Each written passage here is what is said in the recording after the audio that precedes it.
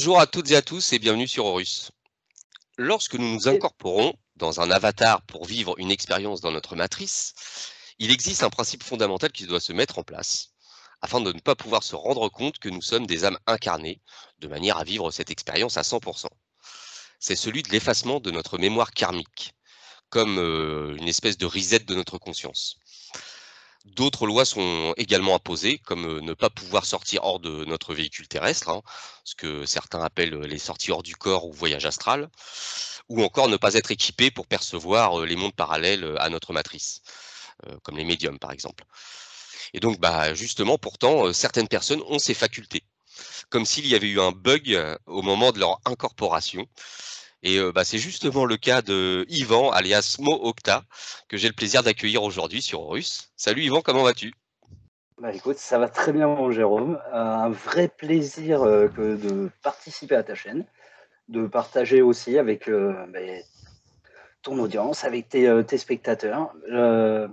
Je suis très surpris de tout ce qui m'arrive ces derniers temps. Mmh. Je ne pensais pas que cette histoire plairait autant et intriguerait autant. Donc ce soir, on a essayé de réfléchir à des choses un petit peu nouvelles que j'aurais pas racontées ailleurs. Et écoute, on va espérer que tout se passe bien.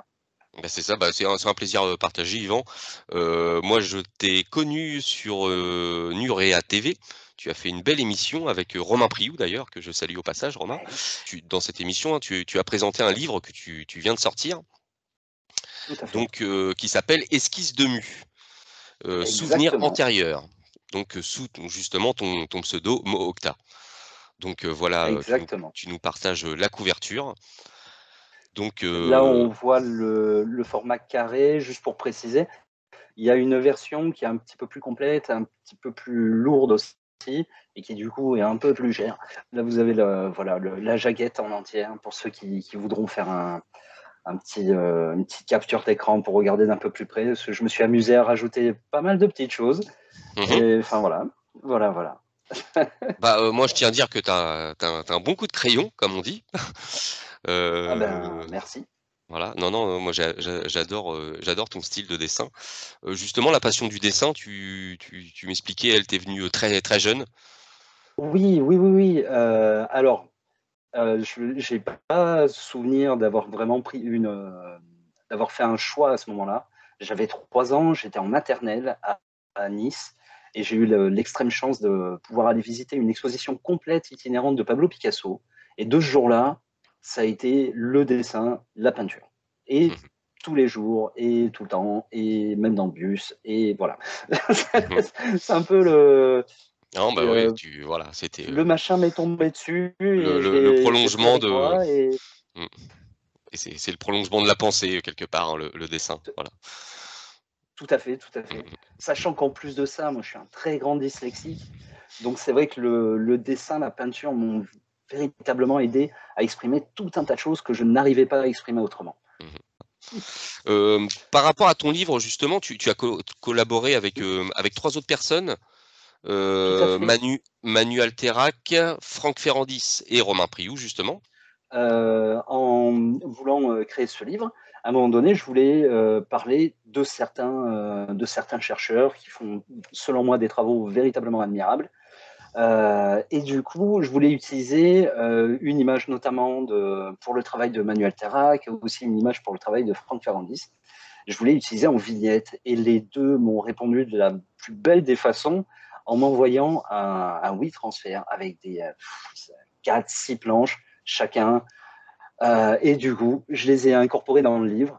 Après, pour Romain, mon Romain, c'est devenu un ami. Euh, comment dire, je ne me voyais pas faire ce livre sans lui. Mmh C'était pour moi juste impossible. mh. Voilà. Et du Oui, coup, puis Romain m'a fait un petit texte très très beau et magnifique. Enfin, merci les mecs, mmh vraiment géniaux. et Romain en a aussi Peut-être sous le pied, donc voilà. ah oui, Il oui. pouvait Ah qu'apporter, mais un c'est plus. souvent la problématique de discuter avec moi, c'est-à-dire que je me souviens très bien des histoires, par contre les noms et les dates, je les oublie tout le temps. Et du coup, Romain est génial pour ça. Il a des tas et des tas de connaissances. Il fait des tas et des tas de recherches. Vraiment très très bon chercheur, j'ai envie de Mmh dire. Alors, justement, bon, par rapport, à ce que j'expliquais en préambule, hein, par rapport à cette incorporation, dans notre matrice, toi, justement, depuis ton enfance, tu as eu, on va dire des visions, voire des réminiscences Tout à fait. de vie antérieure? Ce que Tout tu à ce que fait, tu ce que tu as, compris en fait, que ces souvenirs, avec le ces temps. avec le temps, on va dire ces flashs en fait, c'était des réminiscences de tes vies antérieures. Tout à fait, moi ça a commencé en fait quand, je pense vers 3 ans pareil, enfin ou peut-être même plus tôt, j'en ai pas le souvenir. J'ai pas un souvenir de: «Tiens, ça a commencé à ce moment-là, il y a eu un accident» ou je sais pas quoi, du tout. Je Si vous connaissez le système de calque pour les images, comme sur Photoshop ou sur d'autres, logiciels, vous verrez à peu près ce que je veux dire. C'est comme si quand je regarde ce qu'on appelle la réalité, c'est comme s'il y avait un calque qui venait se poser par-dessus et qui me donnait d'autres informations et j'ai ça depuis que je suis tout petit et pour moi, j'étais comme Alice au pays des merveilles. J'ai eu une chance phénoménale avec des parents ouverts d'esprit, très cultivés, qui n'étaient pas du tout dans le déni, contrairement malheureusement à beaucoup d'autres dans notre société. Et du coup, tout s'est passé relativement bien. C'est arrivé vers 12-13 ans, dans ces eaux-là, que là, j'ai commencé à voir des trucs qui étaient juste incompréhensibles. Euh, je vais réutiliser la même image parce que je trouve qu'elle colle bien. C'est comme si on prenait un seau, on prenait plusieurs pots de peinture de couleurs différentes. Chaque couleur correspondrait à une vie antérieure, peu importe le temps, peu importe l'espace. Vous mélangez tous les pots dans le seau et vous versez le seau sur la tête de quelqu'un, en Mmh. l'occurrence moi-même. Et là, ça a été très, très, très compliqué parce que à l'adolescence, quand on commence à raconter ce genre de choses, Oui, si les parents sont pas, c'est compréhensibles et bon, on peut vite et finir, c'est chez les messieurs avec des blouses blanches, hein? exactement, exactement. Alors, moi, après, qu'on soit bien clair, je suis pas du tout un anti psychologie ou psychiatre ou psychologue, pas du tout. Au contraire, j'ai dans mes amis très proches, dans mes connaissances très très proches, des gens qui sont experts psychiatres, qui vraiment vont loin, sont des gens très compétents. Je ne suis absolument pas dans le dénigrement de cette science-là, au contraire. Maintenant, moi, il m'apparaît évident que cette science n'est pas encore arrivée au bout. Elle ne connaît pas tout. Et il y a des tas de choses, tant qu'on sera dans le non, ça n'existe pas, ben forcément, on ne va pas aller chercher. J'ai eu à la fois le plaisir et quelque part le malheur de travailler une paire d'années dans ce qu'on appelle le paramédical et notamment dans les secteurs psy. Et je vous l'affirme, il y a des tas de gens enfin, je ne dis pas tous, hein, loin de là, Mmh. mais il y a Mmh. des tas de personnes qui, si on prenait juste un tantinet le temps de les écouter et de leur dire, ben, ok, tu as cette information, ne t'inquiète pas, elle existe. Maintenant, c'est qu'est-ce que tu en fais aujourd'hui avec? Eh ben, ils n'auraient plus besoin de tout leur médoc et ils n'auraient plus besoin d'être enfermés et Mmh. ainsi de Mmh. suite. Enfin bon, Mmh. voilà. Moi, Non, j'ai non, mais cette tu as raison chance de tu raison de préciser ce fait. Mmh mais mh. ça peut devenir très compliqué, notamment si on commence à montrer ce genre de choses aux personnes, enfin Mmh. au monde. On Mmh. leur dit, moi j'ai vu ça. Non. Ces personnages-ci, vraiment précisément, sont des personnes rencontrées dans l'astral. Des êtres un petit peu particuliers quand même. Mmh. c'est, c'est, après, Ah bah, il y a une charmante demoiselle sur la gauche, oui, oui, qui a pas oui. l'air vraiment Elle agressive. était super douce. Ah non, non, non. Mais alors, par contre, ce que j'ai pas compris quand on s'est croisés, on n'a jamais parlé et pourtant on est resté longtemps à s'observer. Mmh. Et vraiment, pour elle, j'étais comme une chose nouvelle qu'elle découvrait. Et ouais, un monde très, très étrange, fait que d'eau, avec que des êtres d'eau. C'est très, très. Des Waouh. êtres d'eau, Oh, oui, oui, oui, littéralement. Mais là, en fait, enfin, on le voit pas parce qu'on. donc J'ai pas fait translucide, liquide, en fait, c'est ça? Ouais, carrément, Mmh. carrément, avec une espèce de, c'est pas vraiment une lumière à l'intérieur, mais enfin quelque chose qui crée leur corporalité, pourrait-on dire. Dans l'astral, la forme que l'on prend, c'est notre forme idéalisée. Mmh. Par exemple, ben, moi régulièrement, il y a à la place des cheveux, c'est des flammes, D'accord. régulièrement. Mmh. Après, lui, cet Bah, individu, alors on on c'est pourrait une, penser, comment? À l'élément, terre en fait, hein, tu vois? Un petit peu, comme un homme pour rocher. lui, Oui. Mmh. pourtant, c'est une espèce aquatique. Ils D'accord. vivent sous l'eau, eux. Mmh. Après, en terrestre, ouais, on a je s'appelle Groot, Ouais, je s'appelle Groot, c'est vrai, il ressemble beaucoup. sachant que lui, pour le coup, là où je l'ai croisé, pour moi, c'était vraiment sur la Terre. Mmh. Et à un moment donné, en fait, j'étais au bord d'une forêt, à la lisière, et il y a cet être qui passe devant, qui s'arrête, qui me regarde et qui continue. On n'a pas parlé, on n'a pas échangé, on n'a pas. Voilà, j'ai essayé vraiment de mettre des illustrations les plus percutantes, D'accord. parce qu'après, j'ai vraiment énormément Oui. dessiné. Alors, bah, justement, ça va donner, envie, aux auditeurs d'acheter ton livre, hein, parce qu'en plus, il fait plus de 200, rappelle-moi le Ah oui, nombre de oui, pages. C'est 240 et des bananes voilà, pour la dernière version, et, c'est un le format carré, il en fait 178, quelque chose comme ça. mmh, mmh, mmh. Moi, je voulais qu'on fasse un petit peu une spéciale aussi mue, comme tu l'expliquais, Mhm. aujourd'hui ensemble. Hem, En fait, tu as eu des visions ou des souvenirs, d'une vie antérieure que tu aurais, expérimenté dans le corps d'une femme, Tout à fait. au crâne allongé, à l'époque Mhm. de la civilisation nue, justement. Alors est-ce que, Exactement. avant qu'on rentre, vraiment dans le sujet, est-ce que tu peux expliquer, ce qu'est Mu? Hein, parce qu'on c'est bon, on parle souvent de civilisation antidiluvienne et on fait très souvent Mhm. référence à l'Atlantide. Mu est un petit peu moins, comme nu. Vieux jeu de mots pourri. C'est Hem, ça. donc, est-ce que tu pourrais nous en parler justement de Mu? Pour ceux qui ne connaissent pas trop, Alors, cette ancienne civilisation disparue? donc des souvenirs que j'en ai, hein, Mmh. avec tout le recul et toutes les guillemets qu'il faudra prendre. Donc de ces souvenirs, donc à l'époque, effectivement, donc j'étais femme, crâne allongé, 5 doigts, main, pied. J'avais cette chance de faire partie à la fois des gens de la haute caste, pourrait-on dire, mais en même temps, j'étais pas apprécié non plus parce que j'avais pas 3 doigts, enfin, pour tout un tas de raisons. Et du coup, j'ai un souvenir qui est assez particulier par rapport à cette civilisation. Parce que, comment dire, alors déjà sur Mu, nous, quand on était tout petit, on nous racontait qu'il y a très longtemps, il y avait un très grand continent. Donc, c'est un peu sur la même idée que ce que présente James Churchward avec sa carte, Mmh. qui recouvre quasiment tout l'océan Pacifique. Maintenant, nous, on nous disait que ça, c'était il y a très longtemps, et qu'après, en fait, il y a eu séparation de plusieurs ethnies qui étaient tout ça, et ça a créé plusieurs, ce que nous, on appellerait aujourd'hui des pays, tels la D'accord. Lémurie, que moi, je situe à un endroit assez particulier.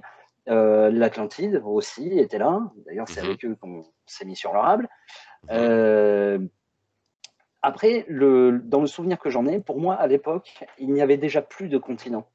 Le Mmh. continent s'était déjà C'était, bien écroulé. enfoncé, ouais, enfoncé dans les Ah mers. oui, oui, Au niveau de tout à fait. donc, géographiquement, au niveau de l'océan, Pacifique, il y a eu quoi alors? Une dégénérescence de cette civilisation? Ouais, Est-ce qu'il y a une catastrophe, naturelle? Parce que très souvent les anciennes civilisations comme alors, l'Atlantide, on attribue ça à des catastrophes, mmh naturelles et qui ont, vraiment été alors cataclysmiques. je suis désolé, je peux pas trop, enfin, c'est pas que je veux pas, c'est juste que j'ai pas l'information. Mmh mh. Par rapport au Mmh. continent de Mu, le pourquoi de il s'est écroulé, ça, je suis désolé, j'ai pas de Mmh. souvenir, Mmh. enfin, ou alors quand ils en ont parlé à l'école, j'écoutais pas, ce qui est possible aussi. Par contre, ce que je peux dire, c'est que nous, on était vraiment longtemps après ça, après l'écroulement. C'est un peu comme nous aujourd'hui, on apprend: «Ah, tu te souviens de nos ancêtres les Gaulois?» Non, Mmh. désolé, moi les Gaulois, Mmh. je les connais pas, je les ai jamais croisés, quoi. Mmh. C'est Enfin, là encore, ce sera un autre, le sujet d'une autre émission. Sûrement plus avec Michel Desailly qui s'y connaît très, très bien. Oui. Mais donc tout ça pour dire, à l'époque, donc ce qu'on appelait la société muenne, c'était une énorme confédération d'îles, mais vraiment énorme. C'est-à-dire qu'aujourd'hui, dans le Pacifique, il ne reste pas un dixième des îles qu'il y avait à l'époque. Et c'est un peu la grande problématique que je vais avoir, de créer une carte qui ressemblerait à ce que je me souviens. Une map Mmh. monde, hein, s'entend. Et du coup, le pourquoi de ça s'est écoulé, comment dire? Il y a eu plus d'une raison, déjà. C'était pas un motif unique, c'était pas du tout une catastrophe naturelle. Si les îles ont été rasées, c'est merci les Atlantes, qui nous ont fait une jolie attaque bien barbare, bien comme il faut. Nous, derrière, on n'a pas très bien réagi, puisque ben, on a répondu et de la pire des manières, c'est-à-dire avec encore plus de violence. Du coup, ça a fait patatras. Et d'après mon souvenir, c'est à ce moment-là que l'axe de la planète a changé. On D'accord. n'était pas, les pôles n'étaient pas aux mêmes endroits qu'aujourd'hui. OK. Oui, donc ça a été assez violent, hein, pour de là Ah ouais, ouais, à ouais. faire, basculer, la Ah, mais planète on sur n'a pas son fait axe, semblant, quoi. oui, c'est oui, Non, oui, mais bon, il y a euh, des fois lorsqu'on voit certains sites archéologiques, très, très anciens et on voit, comment les pierres ont valdingué, à plusieurs, pour parfois le coup, dizaines de mètres, des pierres de je ne sais combien de tonnes, elles ont volé par rapport à leur emplacement d'origine de plusieurs dizaines de mètres. Tu te dis: «Mais qu'est-ce qui s'est passé ici, quoi?» Ça a dû être assez c'est, violent, quoi. on dirait qu'il y a un enfant de géant qui en avait marre de ses Legos et qui a Et shooté puis qui dedans. a Ouais, ouais, shooté dedans. c'est Ouais, non, mais très, c'est très étrange. vraiment pareil en Égypte, hein, là, je parlais par exemple du site de Tiwanaku, où, il y a voilà, c'est éparpillé dans tous les sens, mais j'ai été voir, certains sites en Égypte, c'est la même, hein. On retrouve, Ouais. ces blocs de calcaire, et de granit là qui ont été, expulsés à je ne sais Balancé à combien de droite à mètres, gauche. Mm. ouais, comme tu dis, tu as l'impression qu'il y a un un enfant de géant Ah, qui est arrivé et il en bled, avait marre de ses jouets, il a tout cassé. c'est ça. C'est ça. C'est bah, pour le coup, si ces sites correspondent à cette époque-là, parce que là encore, c'est un peu la grande problématique. Je pense Oui, de la datation, on- mmh. oui, et puis qu'on cherche à faire un amalgame, comme Mmh mh. si tout avait été construit en même temps, au même moment. Mmh mh. Mmh. Moi, je suis pas Donc partisan de cette théorie. ouais, en fait, il y a eu, on va dire migration de ce peuple de Mu, qui s'est fait sur des Mhm, centaines, voire peut-être des milliers d'années et qui se sont mhm. un petit peu, qui ont «colonisé» entre guillemets, hein, Ouais, plein de continents. c'est ça, Donc, que ça soit l'Eurasie, l'Afrique, Amérique du Sud. tout à fait.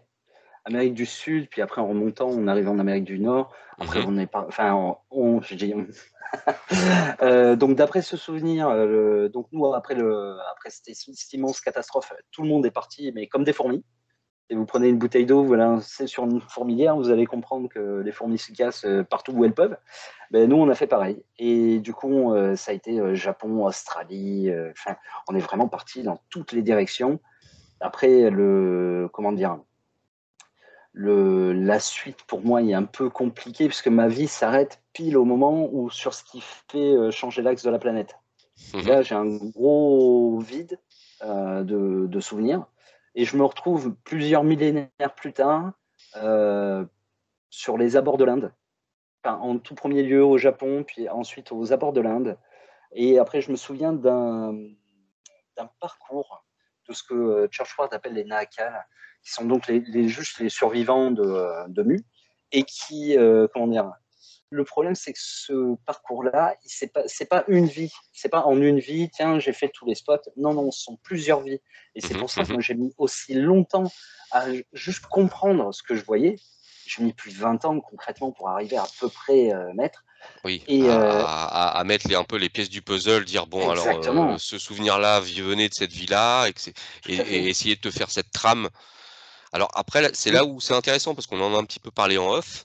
Mhm, Selon toi par rapport, justement à cette incorporation, pour aller vivre, une expérience dans la matrice comme je le disais, oui, hem, oui. on sait qu'en dehors de notre matrice, en dehors de la Terre, le temps, n'existe plus quasiment, enfin, entre Oui, guillemets. oui, Mais la oui, oui, temporalité n'est pas du tout la même que celle sur tout à Terre. fait. Donc au niveau de ces cycles d'incarnation, Mhm. moi je me suis déjà fait cette réflexion. Est-ce qu'on peut, vivre des cycles d'incarnation, à des époques différentes, mais je dirais même Mais en même temps, pour le. quitte à faire machine arrière? Oui, Puisque la matrice dans laquelle on va faire ces expériences, elle suit une trame temporelle Mhm. qui est propre, justement, à cette simulation pour moi. Par Tout à fait. contre, nous, lorsqu'on est en dehors de cette matrice, est-ce que l'on peut est-ce que tu t'es déjà, dit Ah, alors, oui, cette oui, même moi, je vais réflexion? Est-ce qu'on me... pourrait s'incarner, Oui. bah, par exemple, après, ma vie actuelle, je vais dire: «Bah, tiens, je voudrais, aller vivre en Égypte, à l'époque, des constructions des pyramides», parce que ça me turlupine Alors, tellement que je voudrais alors, vivre ça. Alors est-ce qu'il y a je- possibilité de squeezer dans cette temporalité de la matrice, selon toi? alors, d'après moi, oui, et enfin, je vais même être pire que ce que tu annonces, puisque pour moi, en fait, tu as déjà pris cette décision et cette fameuse vie en Égypte, et très possiblement, tu es déjà en train de la vivre. Parce que alors, je ne suis pas le seul du tout à avoir cette théorie-là, enfin, du moins à défendre cette théorie-là. Elle n'est pas de moi. Je crois qu'on parle de transincarnation, il me semble. En fait, c'est l'idée, ce serait que voilà, vous avez votre âme, votre esprit, enfin moi je préfère appeler ça une hyperconscience. C'est peu importe comment on l'appelle, parce qu'on parle de la même chose.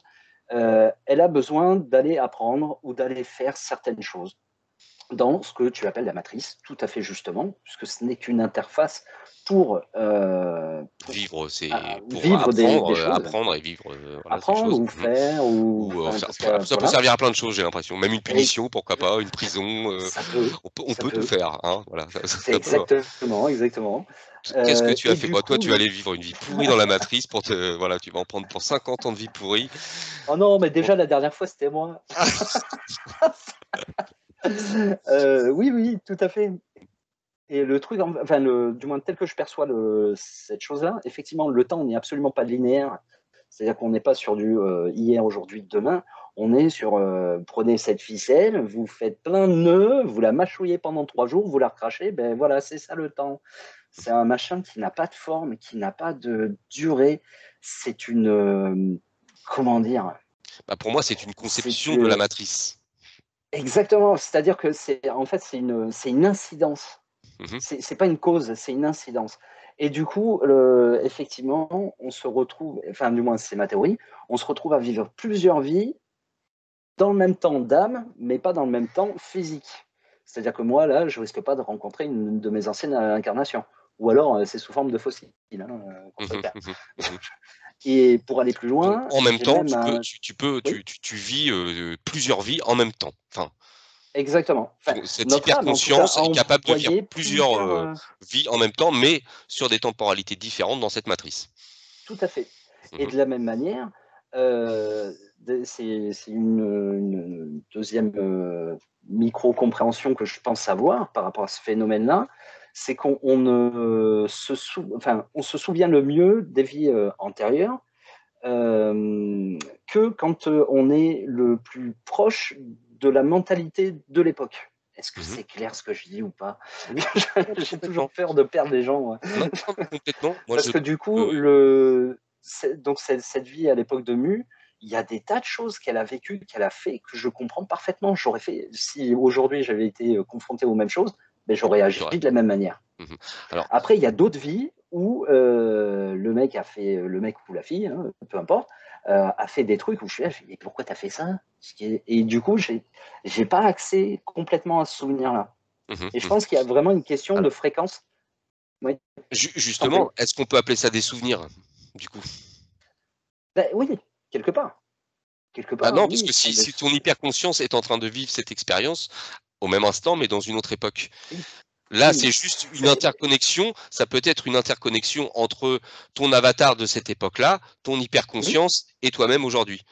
Et donc là, nous, on appelle ça des souvenirs, mais en fait, ça peut être juste, toc toc, une interconnexion qui se fait, on ne sait pourquoi. Non, mais ça peut être, oui, tout à fait, tout à fait. Après, c'est la notion de temps qui est très mmh, compliquée. La notion de temps est très complexe, surtout pour la ramener ici. Enfin, ici, avec notre modèle de temps, hier, aujourd'hui, demain, c'est très compliqué. On se retrouve vraiment dans l'idée d'avoir toutes ces informations pour notre âme en même temps. C'est-à-dire que, à la limite, je pourrais même, enfin, si vraiment j'étais super fort, je pourrais même questionner mon âme pour qu'elle me dise comment ma vie d'aujourd'hui va terminer. Parce que pour elle, ça s'est déjà passé. Oui. Et c'est ce qui est très Ah, c'est là complexe. où c'est perturbant. Ouais, c'est là où Et c'est quand perturbant. on commence à rejoindre les travaux de Monsieur Philippe Guillemant, qui vous dit que le futur peut impacter le passé, alors là, généralement, on perd tout le monde. C'est Et ça. voilà. Et les travaux de Philippe Guimont sont extrêmement intéressants et lorsqu'il explique Ah, par rapport à il fait cette similitude avec le GPS et notre destin, en fait, quelque part. Et tout à fait. nous sommes maîtres de notre destin et très souvent, voilà, il y a 2 chemins possibles et nous, il faut le GPS, il dit: «Prenez à droite», ouais, je prends à gauche. Mais en fait, bah, notre vie Mais à va la se fin, on va recalculer. quand même arriver au même endroit. Voilà, c'est super intéressant. Notre vie va se recalculer pour, de toute manière, nous ramener quand même sur le Exactement. bon chemin de ce qu'on avait prévu. Voilà. Exactement, exactement. C'est Donc comme tu le le dis, Philippe c'est Guillemant, ça a été la première personne qui parle de temps et que je comprenne. Parce que mmh moi, mh. la notion linéaire, oh là là, j'ai un mal, mais je n'arrive pas à comprendre cette notion. Alors Mmh. que la plupart des gens y arrivent très bien. Et c'est vrai que, oh là là, c'est très compliqué pour moi. Oui, non, le temps est un vaste sujet. Ah oui, oui, oui. Après, ce qui peut être intéressant aussi, c'est d'arriver avec des recherches, soit archéologiques, soit théoriques, arriver à retrouver des informations. C'est-à-dire que, par exemple, moi, ça a été vraiment un des fers de lance. C'est pour ça aussi que j'ai commencé à me rapprocher de Romain, et pas que de Romain, aussi d'autres. C'était pour essayer de recouper avec le réel, le tangible. Parce que c'est bien gentil de voir des choses dans sa tête et dans l'astral, ou peu importe comment on l'appelle. Maintenant, s'il n'y a pas de lien avec la réalité, ben voilà, c'est un doux rêve. Maintenant, cette chose, j'ai ce sentiment que c'est tellement vrai que quelque part, je me dis, ça ne peut que l'être. Et donc, on va essayer de trouver des éléments qui raccordent. Et en Mmh. l'occurrence, pour le coup, moi, j'ai été extrêmement surpris quand j'ai vu Franck Ferrandis en conférence nous présenter la carte du Sunderland, une théorie que je ne connaissais absolument pas. D'ailleurs, ça a été un des points d'accroche entre nous, où je lui ai présenté par la suite donc la carte que j'avais fait à l'époque de la Lémurie, parce que ma carte ne correspond pas vraiment à la théorie de Romain. Et du coup, oui, oui, on a été, mais Ah bah là, c'est du copier-coller, hein. franchement sur le cul. Qui a copié sur l'autre? Ah ben, à moi, j'ai des cartes, enfin, comme je te disais, dans cette vie à Mu, j'ai eu cette chance de voyager énormément. Et du coup, j'ai vraiment des cartes dans la tête de certains endroits. Après, je ne connais pas tout le globe non plus, hein. Mmh mh. Mmh. J'étais pas globe-trotter. Mmh. Mais c'est vrai qu'il y a pas mal d'endroits, notamment de l'Atlantide. Euh, ouais, je pense que la carte devrait intéresser un petit peu de monde. Mmh. Donc elle figure dans ton livre? Non, non, non, pas la Non? carte de l'Atlantide, ça je l'ai pas encore faite. Et en fait, ça va être le prochain, tout premier projet avant de faire la BD, ça va être de faire une map monde D'accord. avec l'axe que je pense être de la planète. Parce que comme dit, l'axe a changé, et du coup, ouais, il faudrait vraiment revoir toutes les cartes. À tout Je vais hasard, m'amuser. est-ce que tu as, fait un lien avec, le fameux équateur penché? Alors, c'est même plus un lien, on est pile là-dedans. On est vraiment pile dans la question de l'équateur penché. Toujours en discutant avec Franck Ferrandis, de là, il me dit: Ah, mais souviens-toi, Mazière, déjà en parlait. Oui. Du coup, je suis allé retrouver Mazière sur les vieilles vidéos qu'on peut encore trouver de lui. Et effectivement, on est typiquement sur cette logique-là. Après, ça reste une théorie, rappelons-le. Restons zen, hein, Mmh les mh. gens. Mmh. Pour moi, la vraie question, c'est que faire de ces informations. Mmh. Et en l'occurrence, je ne compte pas créer de religion ou de mouvement sectaire ou de je ne sais quoi. Je ne détiens pas la vérité. Je dis Mmh. juste que là, il y a Non, non, peut-être des mais choses à creuser. oui. Non, non, et c'est très intéressant parce que, moi, comme j'avais été franc avec toi, c'est Mu, je m'étais arrêté aux Mystérieuses Cités d'Or avec, Tao et tu vois? J'avais Oui, vraiment des oui. connaissances assez limitées sur Mu et c'est Ah pour ben, ça en que même temps, moi, j'ai été extrêmement surpris parce que je les ai revus il y a pas très longtemps. Et j'étais très surpris. Déjà, la première série, celle du temps, dans le temps, mmh mh. pas les nouvelles. encore que dans les nouvelles, ils font aussi un très bon travail, mais j'étais vraiment très surpris de la qualité des informations données déjà à l'époque. Donc, commencer avec ça, c'est déjà bien. Oui. On est Ouais. bon. Bah, moi, j'ai Et, commencé, il y a pas si longtemps que ça avec le Génération Cité d'Or numéro 8. D'ailleurs, le numéro 9 est en précommande, hein. Et il y avait justement, un article de Franck Ferrandis, tout à fait. le titre: «Mu et les Atlantides», et justement, il parle beaucoup de Mu dans cet article, avec aussi des il a un bon coup de crayon aussi, Franck, hein, Ah oui, oui, avec, oui. comment des belles plaques. Et justement, il parle de Mu et bah, je commence à m'y intéresser de plus en plus, tu vois? Et bah, je crois Sachant que que voilà. pour Franck, Mu en fait est une mauvaise traduction qu'aurait fait James Churchward et qui en fait viendrait du terme musubi, qui est donc un terme traditionnel, enfin qui fait partie de la culture shinto. Je vous invite à aller regarder le travail de Franck. Il a juste fait Mmh. un boulot phénoménal en allant voir les mecs sur le terrain, en discutant avec eux. On ne dira jamais assez. Les gens assis derrière leur livre ou derrière leur site internet ne font pas du vrai travail de recherche. Il faut arrêter. Si vous en avez la possibilité, rendez-vous sur les sites. Là, Mmh. je reviens de plusieurs sites mégalithiques en Bretagne et je peux vous assurer que les membres du personnel qui sont présents sur les sites ne vous jouent pas de la flûte comme des fois on peut le voir sur France 5, ce qui est quand même assez dingue. C'est Mmh. à se demander ce que font les reporters, quoi. Mmh. C'est Mmh. qui vont voir, quoi. Donc, enfin oui, si vous avez la possibilité, ou alors questionnez des gens qui sont allés sur les sites. Vraiment, vraiment, vraiment, allez-y. Faites le travail admirable de Génération Cité d'Or. Mmh. Juste, waouh, wow, les Non, mecs, non, chapeau bas.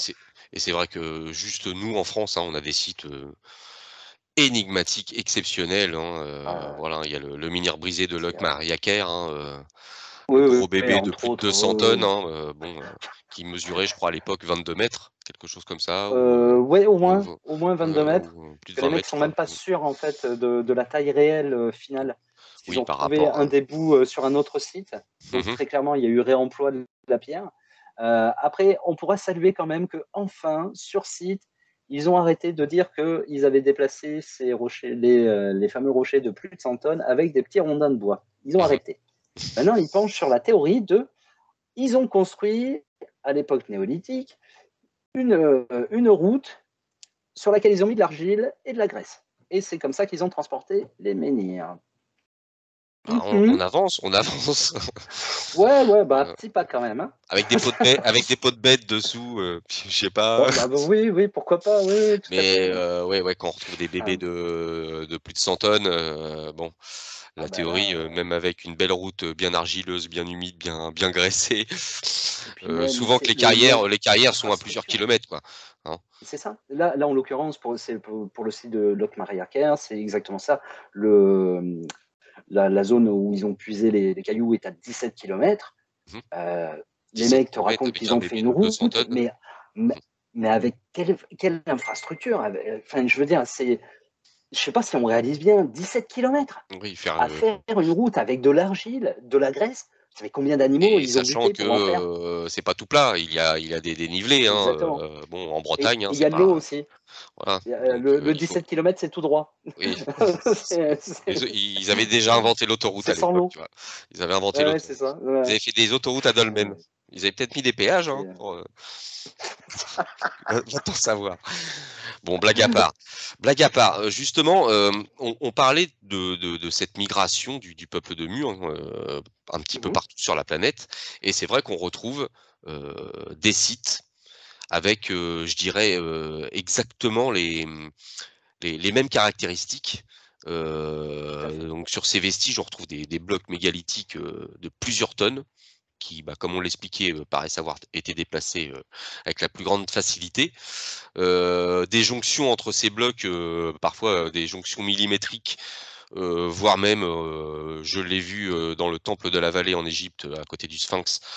Je vous ferai voir les photos. On a l'impression que les pierres sont soudées ensemble, quoi. On entend souvent, cette expression: «On passerait pas une lame de rasoir», bah, là, vous passez rien du tout. C'est soudé, et aussi la forme de ces blocs, polygonaux, aucun n'a la même forme. comme s'il y avait une transmission d'un savoir un petit peu Ah oui, partout sur la planète. Et très est-ce que clairement. toi, tu attribues, ce savoir du coup, à ce peuple de Mu? Alors, pas nécessairement que au peuple de Mu. C'est un peu comme si aujourd'hui, regardez, aujourd'hui, on a tous des téléphones portables. Mmh mh. Est-ce que pour autant c'est un seul pays qui fait ou Qui c'est l'a une seule fabriqué? Oui. entreprise? Mmh mh. Non. Mmh mh. C'est on a transmis les machins, il y a différents bidules. D'ailleurs, dans toutes ces constructions mégalithiques, on parle très souvent des points communs.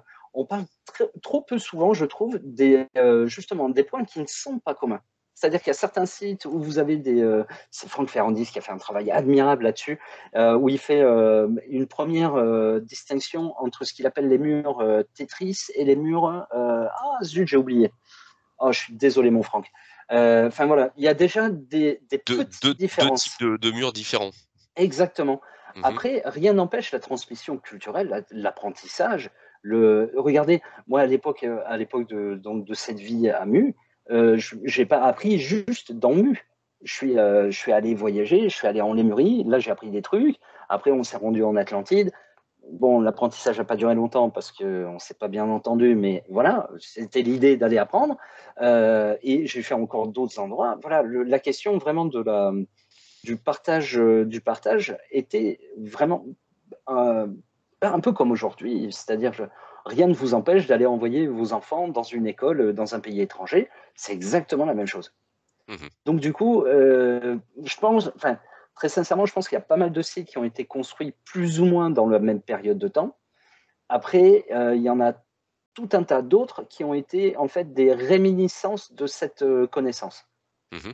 Pour être clair, Il y a une transmission de cette connaissance tout à fait. sur Par exemple, sur d'autres civilisations qui ont récupéré ces connaissances et qui les ont, eux-mêmes exploitées, quoi.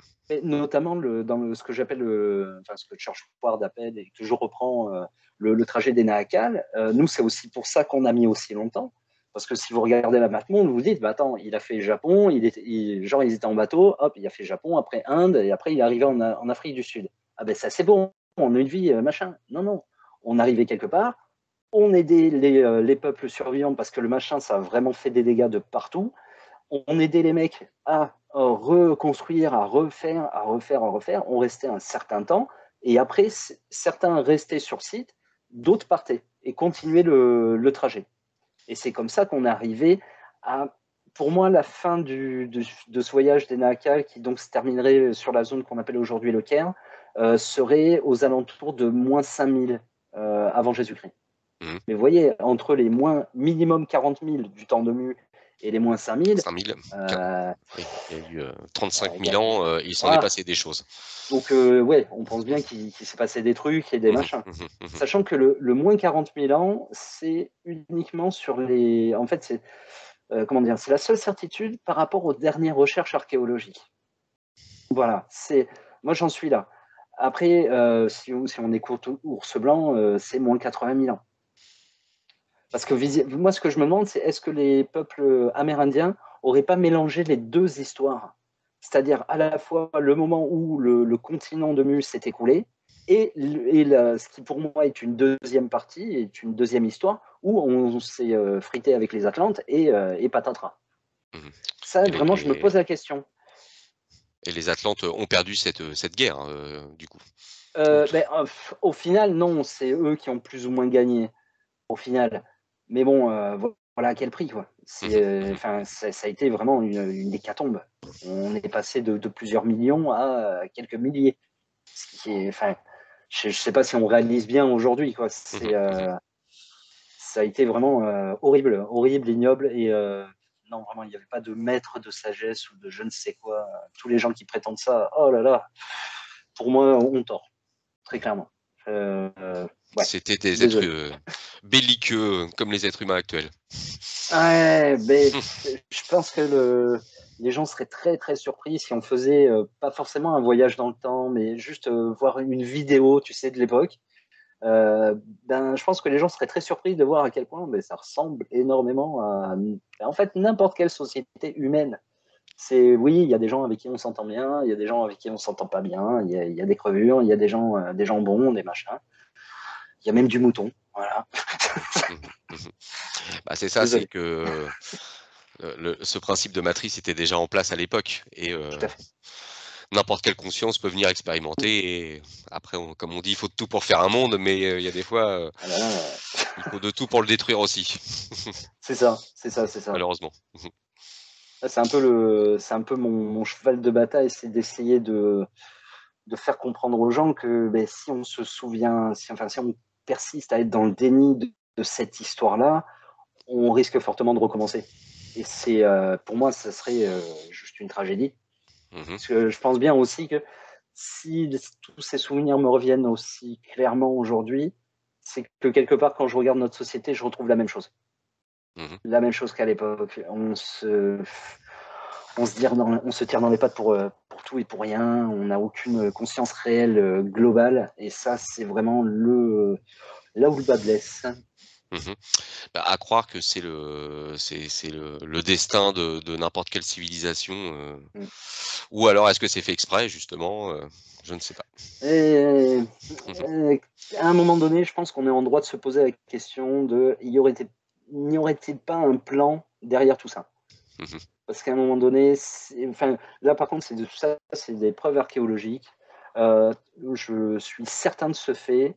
Il y a une volonté dans les 100-150 dernières années de supprimer tout ce enfin, le maximum de choses qui puissent se rapporter à l'époque que nous on appelle Mu, c'est-à-dire à cette grande civilisation qui était dans le Pacifique.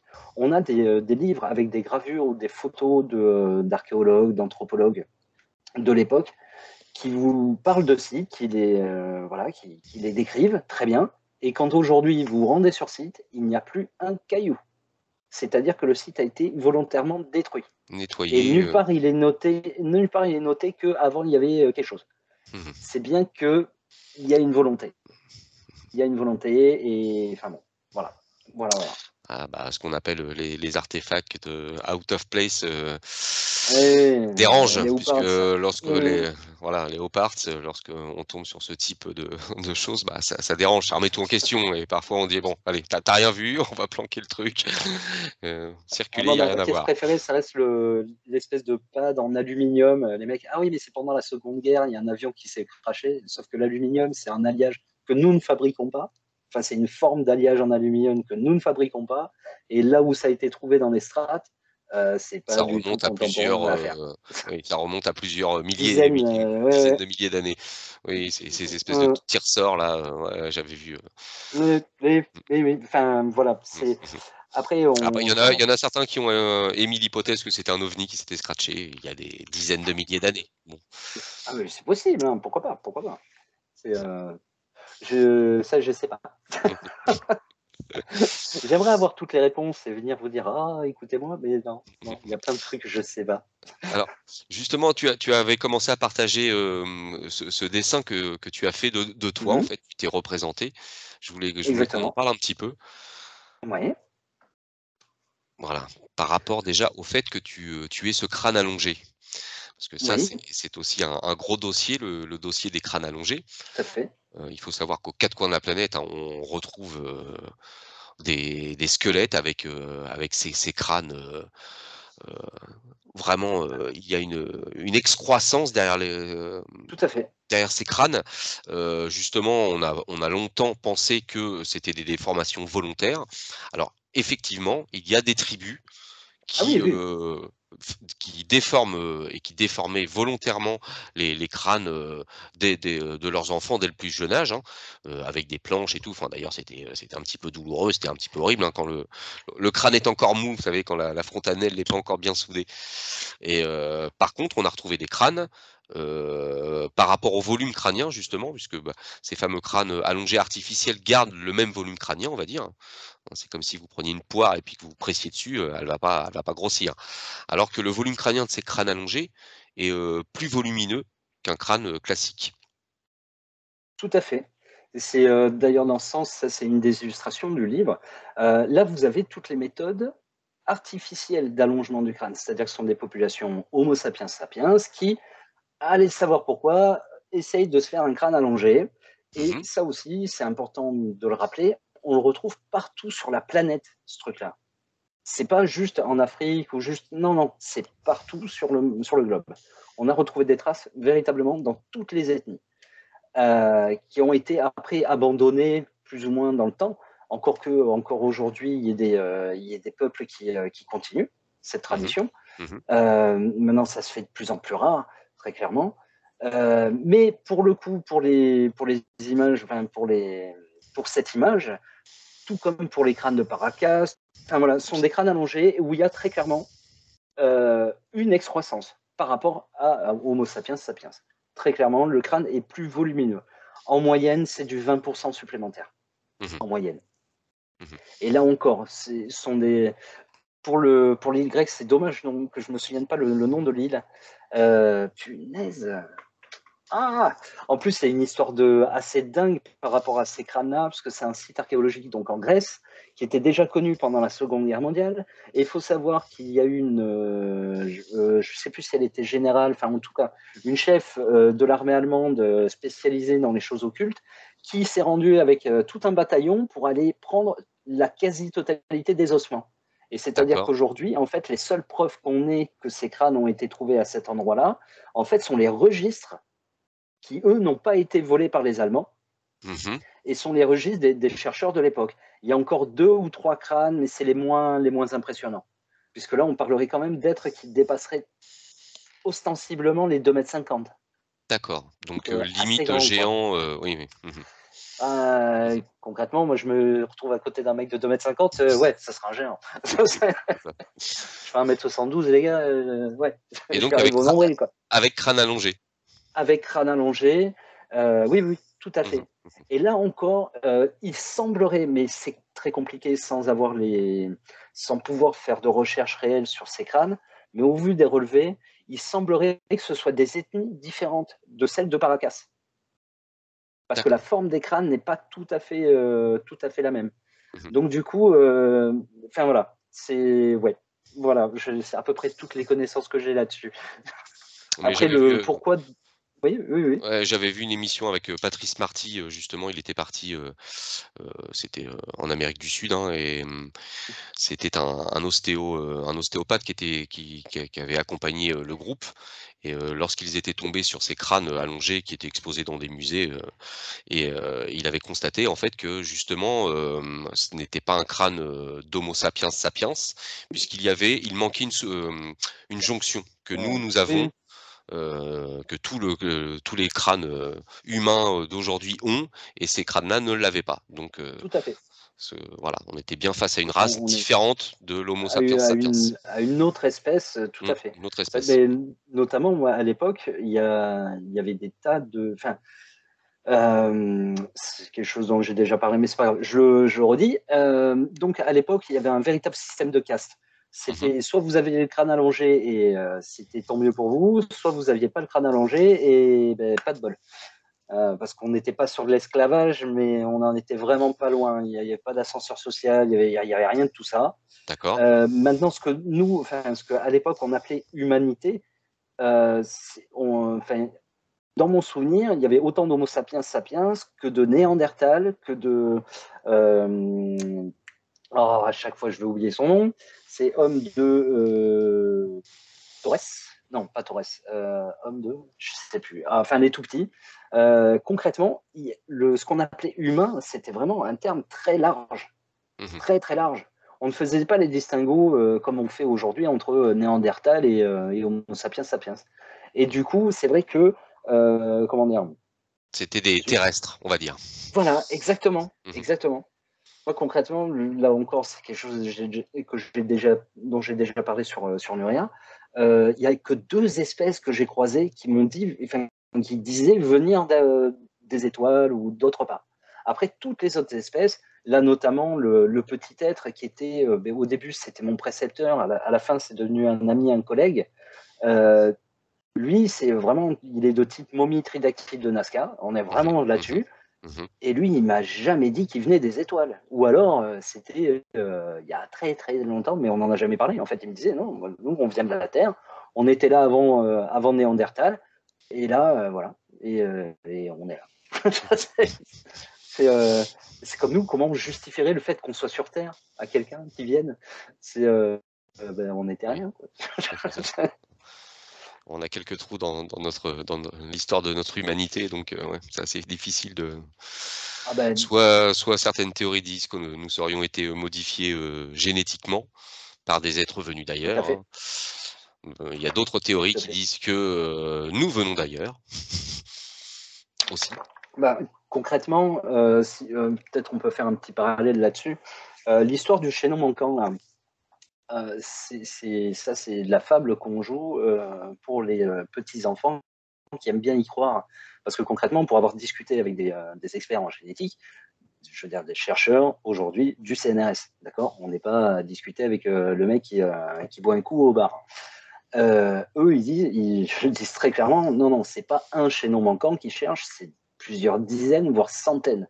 Parce qu'en fait, on a tellement de décalage entre, Oui, le Néandertal et Cro-Magnon et et voilà, Homo sapiens il sapiens, y aurait dû y qu'à un moment avoir, donné, là, on passe vraiment de paf, voilà, paf, ouais et comme tu dis, il exactement, devrait y avoir des transitions, exactement. entre ces 2.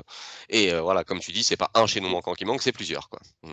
mais de la même manière, là, au jour d'aujourd'hui, toujours avec de l'archéologie vraiment ultra, Conventionnel. mainstream, Mmh. conventionnelle. Mais encore une fois, le problème il est là, c'est qu'on va présenter sur Arte, sur France 5, des gens qui devraient être à la retraite.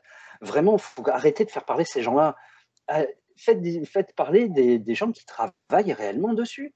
Là, aujourd'hui, on est certain d'une chose, c'est qu'Homo sapiens sapiens existe au minima depuis 100 000 ans. Il y a des preuves concrètes, réelles, qui nous amènent à penser qu'en fait, Homo sapiens sapiens est là depuis 300 000 ans. Et certains chercheurs, là, on est sur l'hypothèse, parleraient de 700 000 ans. Alors, les gars, là, votre petite histoire de on descend du singe, machin, Mmh mh. Mmh non, mh. non, Mmh. non, Mmh. C'est faut l'histoire du Père gentiment Noël, quoi. Mmh. l'oublier. Surtout qu'une chose assez sympathique, on a déjà essayé hein, de faire pas mal de greffes d'organes, de singes, de gorilles, de tout ça. Mmh mh. Jamais ça n'a fonctionné. Mmh. La seule espèce avec qui on a réussi à faire une greffe, c'est le cochon. Oui, Donc concrètement, exactement. on est plus proche du cochon que du singe. Mmh Ce qui mh. pourrait expliquer certaines interdictions de certaines religions. Et Peut-être il ce y aurait quelque qui, chose. tu sais, bah, c'est exactement, par rapport à ton livre, hein, tu as dessiné des choses que ouin, certains diront c'est de l'imagination, mais c'est des souvenirs de ta conscience et c'est Mhm. exactement la même chose pour des auteurs de livres et je pense notamment à Bernard Werber qui a écrit, Le père de nos pères où là, Ah oui, on est vraiment dans, voilà, l'origine de l'humanité, hein. C'est un singe qui s'est accouplé avec un cochon, avec une truie tout à et qui fait. ont donné, naissance, bon le premier ça a loupé et le deuxième ça a fonctionné et voilà. Donc non, non, mais c'est vrai que c'est très intéressant parce que, en effet, le cochon est l'animal dont les organes se rapprochent le plus de l'homme. Tout à fait. C'est encore un autre point qui est, pour vous dire, où je m'arrête pas du tout à juste ce que je crois voir dans mon esprit, dans mon imagination, peu importe comment vous appelez ça. Pour moi, ça n'en est pas. Mais bon, je peux l'entendre, je peux le comprendre. Euh, Maintenant, un des exemples, souvent quand on parle de Mu, de l'Atlantide, il y a certains auteurs qui vont venir avec une idéologie de ah, c'était tous des blancs, c'était tous des machins, et donc les blancs sont supérieurs. Qu'on soit bien clair, ça fait 30 ans qu'on a découvert des tas de choses en génétique. Et concrètement, cette théorie de l'homme blanc, machin, elle ne tient pas la route. Peut-être par endroits, notamment on pensera à ces Viracocha pour l'Amérique du Sud. Vous avez aussi l'empereur, j'ai oublié son nom, c'est le premier empereur de Chine qui était dit empereur blanc. Voilà, là, dans ces cultures-là, je peux très bien entendre cette philosophie. Maintenant, dire que c'est partout dans le monde, c'était que des blancs, ah, les mecs, non, non. On a, aux dernières recherches en génétique, on a en fait comment dire, euh, 7 souches primordiales. Et de là découle tout, nous tous. Et Ça a le été problème, que c'est des qu'il y en a. croisements, Exactement, de ces souches. Mmh. exactement.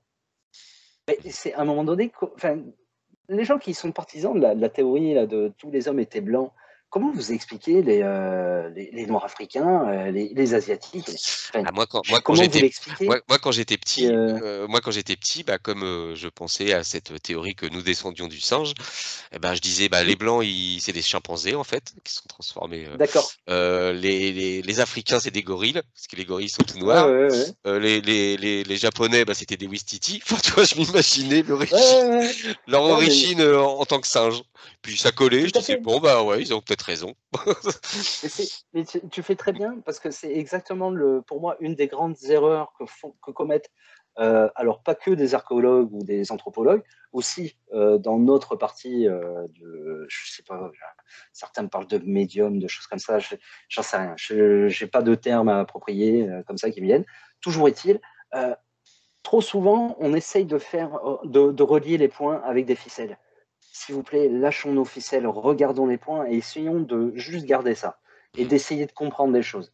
Parce que le problème, c'est qu'à force de tirer sur la ficelle, ah ben ouais, tout se rejoint et Mmh. on retrouve tout partout. Ça me fait penser à ces gens qui sont adeptes de numérologie et qui vont voir des coïncidences à chaque fois qu'ils regardent l'horloge ou autre chose. Je ne suis pas contre l'idée qu'à un moment donné, il y a un signe qui vous soit envoyé. Maintenant, s'il vous plaît, essayons de garder un peu les pieds sur terre, Mmh. au moins un petit peu, parce que visiblement, notre tête est déjà très loin. Non, mais Je c'est pense que très bien, c'est vrai que c'est très bien de se poser des questions, mais comme tu le dis, il faut pas non plus, partir tête bêche dans n'importe quoi. Il faut, comme Ah, tu dis, garder les pieds sur terre. Moi, j'essaye de proposer avec Horus, des invités sérieux comme toi ou, voilà, il y en a certains qui vont dire, «Le gars, il est barré, euh, il nous c'est parle ça. de mu comme il nous parlait de son enfance, voilà, il y a 30 ans». Non, non, mais, voilà, mais il faut donner la parole à des personnes comme toi, parce que moi je trouve que voilà, ça fait avancer le schmilblick. Alors justement pour, faire Merci. avancer le schmilblick, Ouais, ouais, ouais. lorsque tu nous faisais voir, ta représentation, féminine, avec, ce crâne allongé, elle est assise Ouais, sur un beau mur, cyclopéen. tout à fait.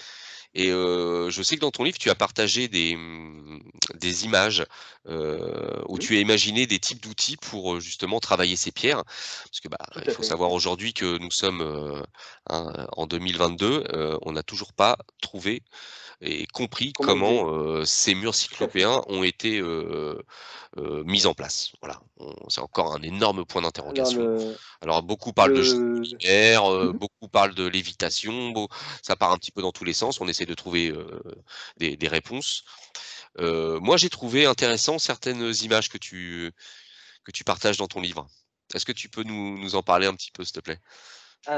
Alors, pour refaire un tout petit topo, alors le truc, c'est que moi, j'ai jamais travaillé sur des chantiers à l'époque de Mu. Par contre, je me suis retrouvé à discuter avec des maîtres d'œuvre, enfin, ce qu'on appelle aujourd'hui des maîtres d'œuvre et des architectes, et eux parlaient très clairement d'utiliser un outil. Donc la question de l'outil, elle y est. Maintenant, c'est la question de ce que je vous montre comme étant un outil, où là, je suis désolé de le dire, mais c'est ce que j'appelle une construction mentale. Là, pour le coup, c'est l'imagination. On avait commencé à discuter avec Romain sur la question de la représentation des fameux paniers qu'on retrouve dans énormément de civilisations antiques, Oui, ces fameuses et petits, notamment rattachés sacoches, aux dieux. Et, mmh. alors, est-ce que Et c'est un sac à main? Est-ce que c'est machin? c'est des Et moi, je me représentations, suis dit, sumériennes, on retrouve ça aussi, en Amérique du en Sud, Amérique du Nord, du Sud, pardon, oui, oui. mmh, mmh. Et du coup, je me suis dit, bah, attends, ça pourrait peut-être être sympa de le réfléchir un peu comme un genre de Makita. La Makita de Mu, La Makita de l'époque, quoi. la Makita de Hop. l'époque. En plus, multifonction. Là, elle permet de couper. Là, elle permet de rendre mou la Ramollir, matière. mmh, Là, elle permet de le faire léviter. Pourquoi pas? mmh. Pourquoi pas? Concrètement, je sais pas. J'ai pas Mais non, non, mais d'explication, enfin je trouve de que vision concrète. moi, je trouve c'est bien de laisser aller ton imagination, parce que comme on le dit, hein, on n'a aucune idée comment ça a été fait. Et C'est franchement, ça. quand on regarde en détail certains sites, Mm. déjà par rapport au transport, lorsqu'on regarde par exemple le site de Ah ouais. Sacsayhuaman, le plus gros bloc pèse 300 tonnes.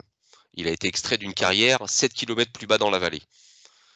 C'est plus Là, bas. Et sachant ton que Sacsayhuaman, le c'est en hauteur, c'est quoi. en hauteur sur un plateau. il y a un dénivelé de je ne sais plus combien de centaines de mètres. Là, ton histoire Sachant que de... le plateau, il n'est pas naturel, hein. Il a été creusé. Mmh. Toute la zone a été Il a été aplatie, en taillé, ça a fait. été taillé, Mm. et là, ton histoire de, comment de route avec de l'argile mouillée, Vas-y, dans la côte. si dans la côte, si à un moment, il y en a un qui lâche le bazar, il repart en arrière. «Poussez-vous les gars!» Oups. Bowling, strike. Et donc, et moi je trouve que c'est légitime, si on attribue ces constructions à des civilisations extrêmement anciennes, qui avaient des Mm, connaissances, complètement différentes des nôtres, mais qui avaient réussi à tout à fait. développer certaines technologies, Mhm. qui étaient très efficaces, et pourquoi pas la technologie de pouvoir faire léviter, des Oui, pierres, plusieurs tonnes.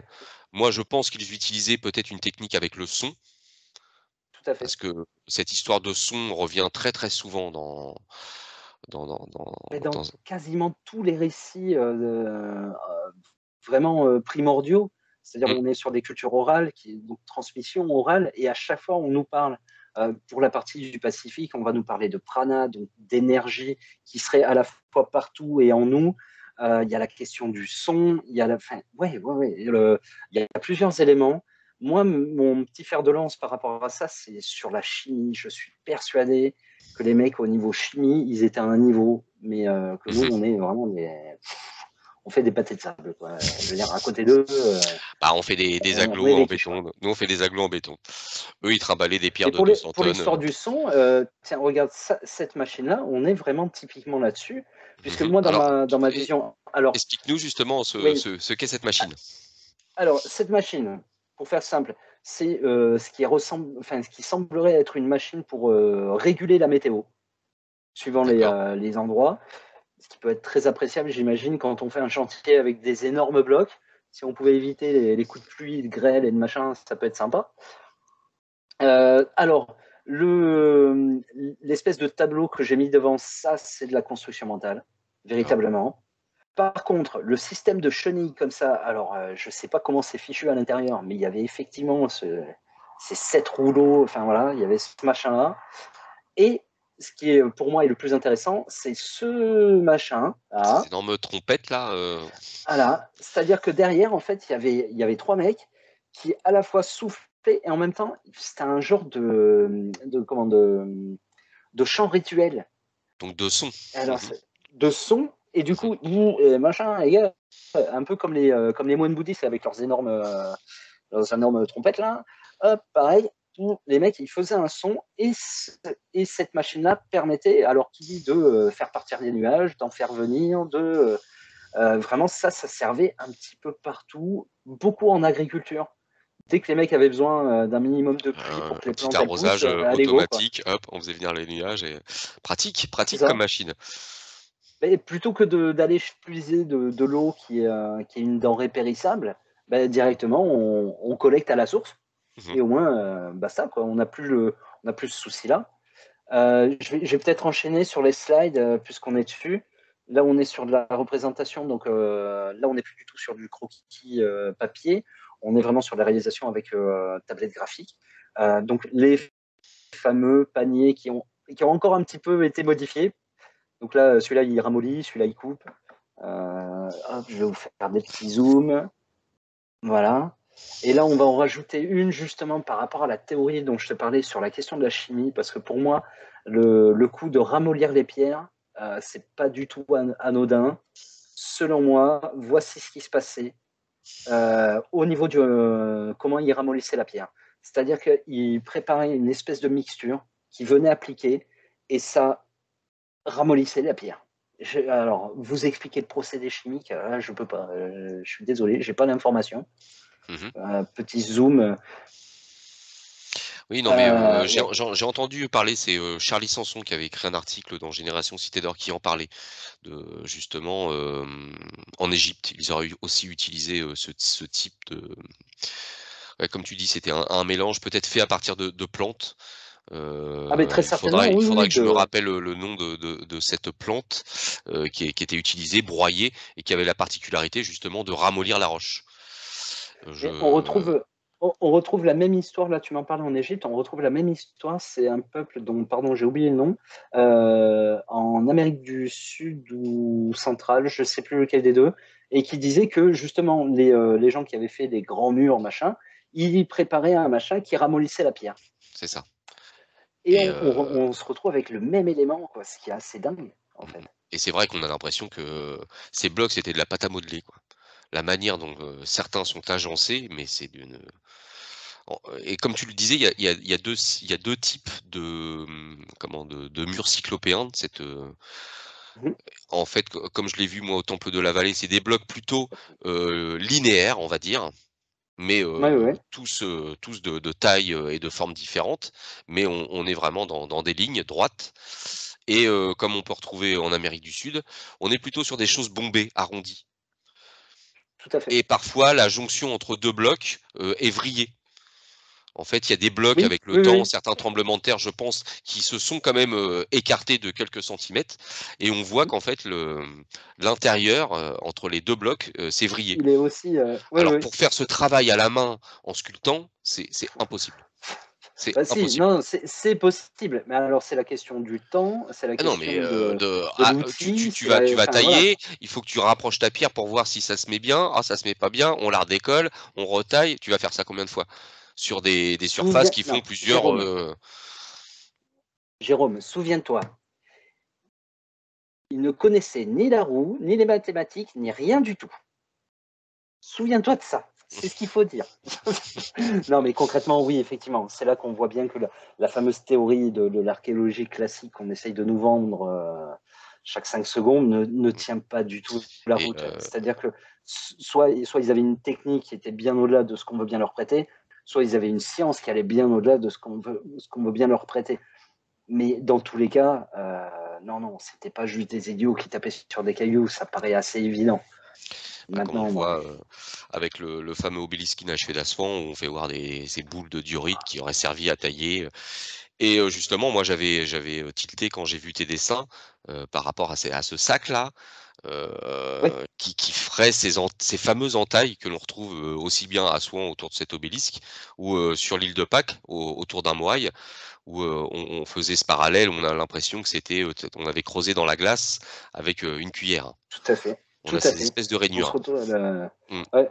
Et Et quel d'ailleurs, tu parlais en Égypte, c'est sur le parement je crois que c'est la pyramide de Khéops, c'est peut-être une des autres pyramides, où on a vraiment l'impression que le mec il s'est mis tout en haut de la pyramide, il a commencé à tailler droit avec ah, c'est son Mykérinos. espèce de laser, Mmh. et tout d'un coup il s'arrête, et là on retrouve et toutes les Les pierres blocs, sur le même tout oui, oui, niveau, c'est ça.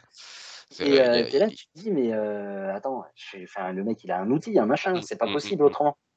On Oui, n'aurait pas un côté rectiligne comme ça, enfin, sur toute la longueur, ça serait pas possible. il y a Ou un alors, t'as les mecs qui sont complètement malades. j'incrusterai l'image, pour que vous voyez, mais c'est, une partie du parement de granit de Mykérinos qui est inachevé. On dit qu'il est inachevé et comme tu le dis, à un moment, on voit très bien cette jonction où ça commençait à être, heu, Être lissé, ouais, lissé et juste à côté, hop, c'est encore tout bombé, comme si c'est ça avait ça, des gros blocs de comme tu le dis, hein, de pâte à modeler. C'est c'est plouf, ça. plouf et puis après tu viens avec un outil, tu tailles pour que ça soit bien net. Après, I l'outil n'est pas nécessairement quelque chose d'ultra technologique, genre au laser et tout ça.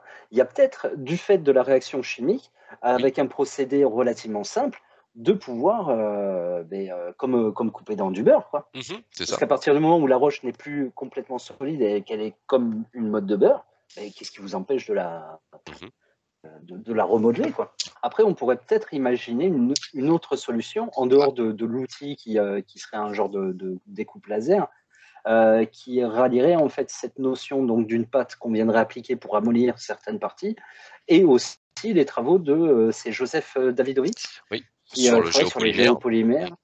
géopolymères. Et là, très clairement, il y a quelque chose qui se tient, il me semble. Mmh. Après, c'est la question du comment, voilà, Alors, juste le géopolymère retrouver. mmh. Le géopolymère est une piste très intéressante, parce que d'ailleurs, je crois qu'ils ont fait des prélèvements, c'est, sur, le site, si je dis pas de bêtises, je crois de Pumapunku, Exactement, et sur la porte du soleil. voilà, Et très ils ont fait clairement, des c'est analyses un et géopolymère. ils ont retrouvé des fibres dans le des Des fibres fibres végétales. végétales Oui, dans la oui, roche.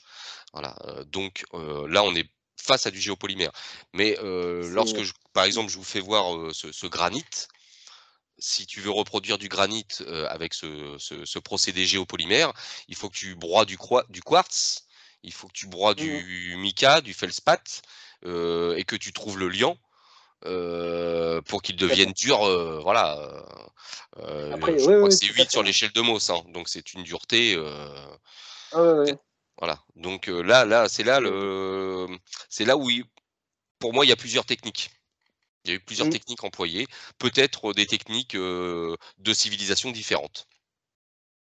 Ce qui est possible, très sincèrement, là, j'ai envie de dire, on est sur de la théorie On est théorisante, donc exactement, on est vraiment exactement. dans le champ des possibles.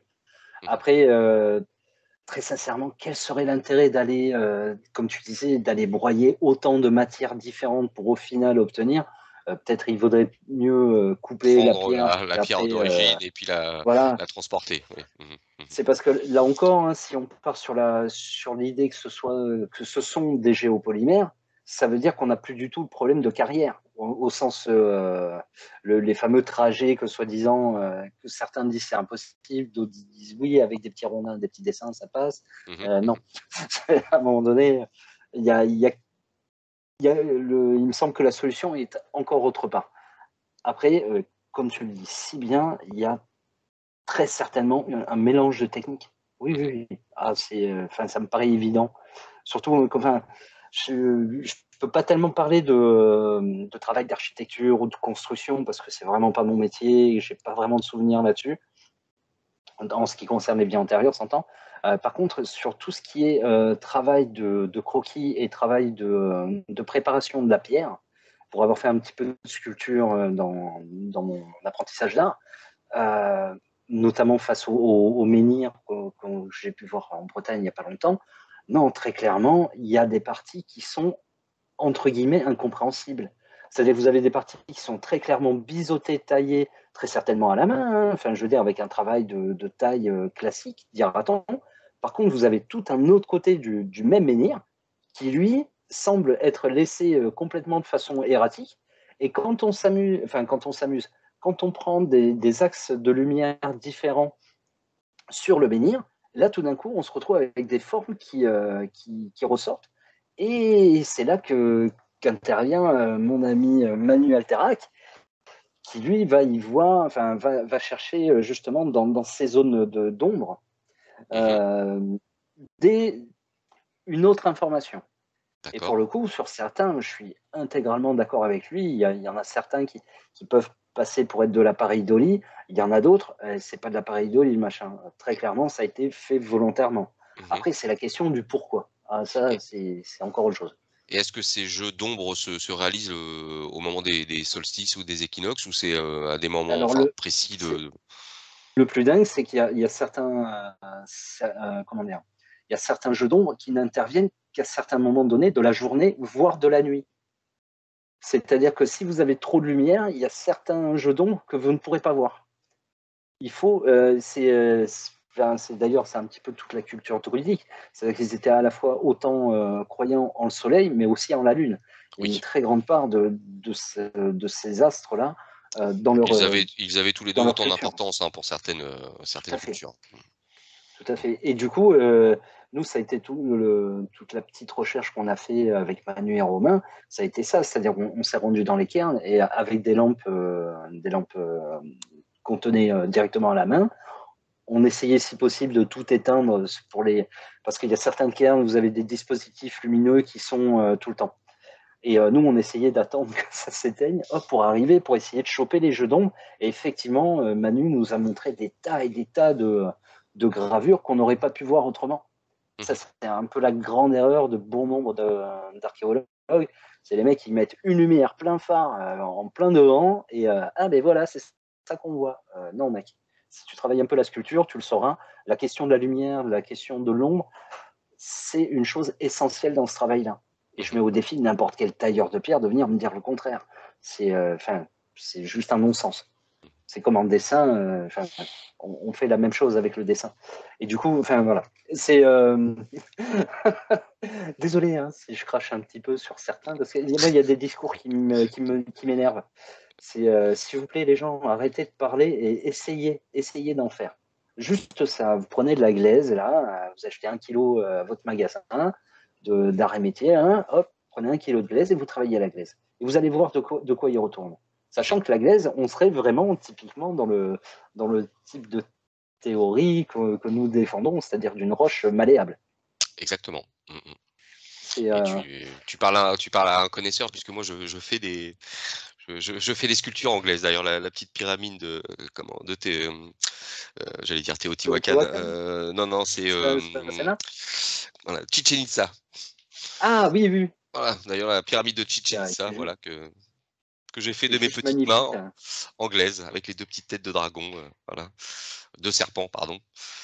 Justement, je me suis amusé C'est très cohérent. à faire ce jeu de lumière pour, essayer de voir au moment, si je dis pas de bêtises, c'est les équinoxes, je crois, ou solstices, je Il me sais plus à semble. chaque fois. De toute façon, les sites jouent avec ces 2 périodes de l'année et justement, il y a cette fameuse descente du serpent, avec ce jeu d'ombre, qui est Tout à fait. projeté, sur les marches. Ah ben, j'en profite, tu parles de Chichen Itza. Du coup, moi, ça fait partie de ma théorie. On me demande souvent, ah, mais est-ce que tu penses qu'il y a certains sites qui sont toujours des sites de l'époque? Alors, moi, je vous dirais très simplement que oui, il y en a certains, sauf qu'ils ont été réemployés. Maintenant, si ma théorie est exacte, c'est-à-dire qu'avant, l'axe de la planète était différent d'une autre. C'est-à-dire qu'il n'est pas comme aujourd'hui, il était différent. Ça veut dire que tous les sites qui fonctionnent Axé avec les solstices et les équinoxes, ça ne avec pouvait les pas fonctionner, solstices et les avec équinoxes, cet ancien basculement. c'est que forcément, ces sites-là ont été faits après le Après, basculement. tout à fait. Voilà. Mmh mh. Donc, c'est pas les sites de l'époque. Mmh. Maintenant, il est très, très, très, très, très probable qu'en dessous, on retrouve des choses. Parce qu'il y a quand même une chose qui serait peut-être temps qu'on en parle quand même, notamment toi qui es fan de l'Égypte. Souviens-toi, il y a cette équipe de Japonais qui était venue pour faire des petits relevés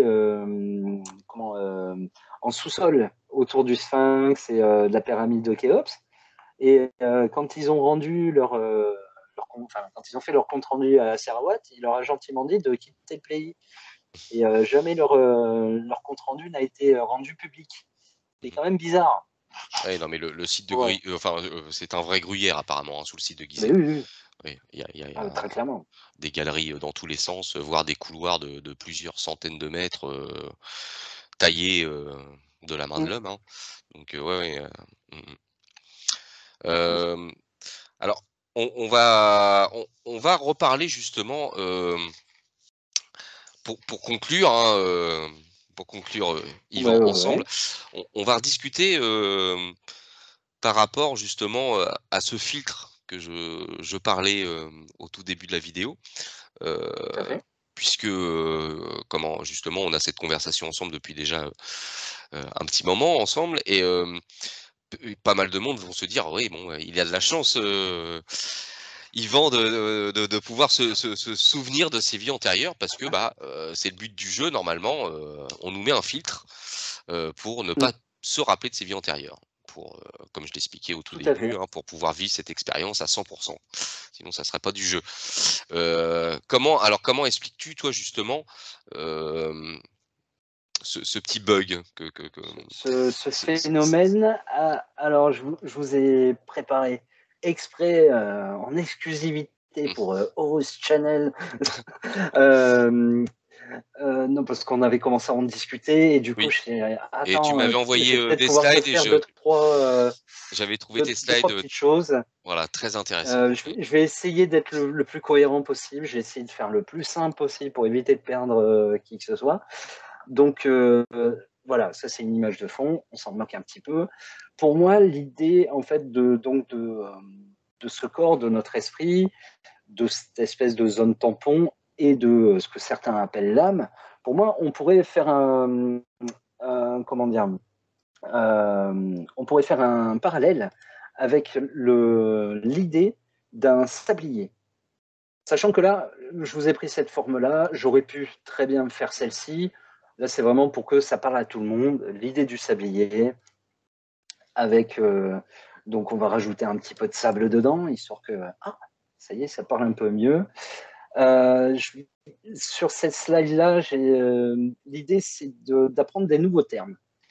Alors, des connus, parce que ça relève de la psychologie ou de la culture populaire, et les petits termes que moi, je préfère utiliser, puisque vous l'aurez très certainement compris, moi, tout ce qui est préceptes et religion, j'en suis relativement éloigné, même si on parle au final de la même chose. Donc, comme vous pouvez le voir, vous avez une zone en haut qui serait donc la zone pour la culture populaire de l'âme. En psychologie, on parle d'inconscient. Nous, avec Jérôme, on préférera parler d'hyperconscience, parce que c'est ce dont on a parlé tout à l'heure. On aurait donc cette hyperconscience qui se souviendrait de toutes nos vies. Alors que nous, on se souvient normalement que de la nôtre, éventuellement de temps en temps d'autres. Donc, on a l'âme, ce que moi je préfère appeler l'hyperconscience, ou l'inconscient en psychologie. Ensuite, on a donc cette zone tampon au milieu qui vient filtrer, qu'on appellera point nexus ou zone tampon. En psychologie, alors bien souvent les gens font la méprise, ils parlent de subconscient. En psychologie, actuellement, on ne parle plus de subconscient, on parle de préconscient. Juste voilà, pour rappeler. Moi, je préférerais parler de paraconscience. Cette paraconscience, selon moi, elle n'est pas à l'intérieur de nous. Elle est juste à côté. Pour vous mettre une image, c'est un peu comme si notre corps, c'était la Terre. Et ben, la paraconscience, c'est la Lune. Elle vient là pour filtrer de temps en temps. Alors, soit de temps en temps, soit tout le temps. Des fois, elle est statique, elle reste au-dessus. Non, tu verras rien. Regarde tes radis. Voilà. Et enfin, la zone en bas, qui est donc le corps physique, la conscience. Là, on se rejoint à peu près tous sur la terminologie. Je vous ai fait une deuxième forme de slide pour des fois que cette question-là vous soit encore un peu trop complexe. J'ai essayé d'être encore plus simple. Attention, oh les jolis dessins. Le corps physique. Tu dessines bien, dis donc, t'as un bon coup de crayon, je trouve. D'un seul trait.